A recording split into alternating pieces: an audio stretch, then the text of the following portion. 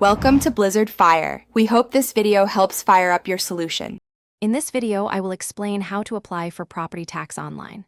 First, you'll need to identify your property using its unique parcel number, which is typically a 10-digit code. Next, gather all necessary documents, such as your property deed, previous tax statements, and any exemption certificates. Finally, visit your local government's official tax portal and create a new user account. This initial setup is crucial for a smooth application process, ensuring all your information is securely stored and easily accessible. Once logged in, navigate to the Property Tax Application section. Carefully enter all required property details, including its address, assessed value, and ownership information. Be sure to double-check names and addresses for accuracy.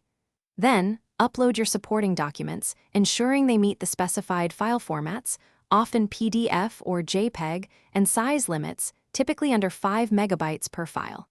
Before moving on, thoroughly review every field to catch any potential errors or omissions. After completing the application form, you'll proceed to the payment section. Here, you can select your preferred payment method, which usually includes options like credit card, debit card, or direct bank transfer. Confirm the total amount due, including any processing fees, which are often a small percentage of the total.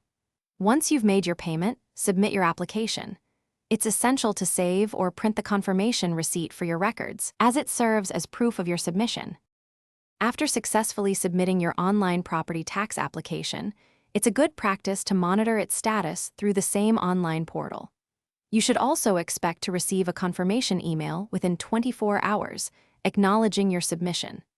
This email often contains a reference number for future inquiries. If you have any questions, encounter issues, or need further assistance, do not hesitate to contact your local tax office directly. They are there to help guide you through the process. Thanks for watching. If you found this helpful, don't forget to like and subscribe.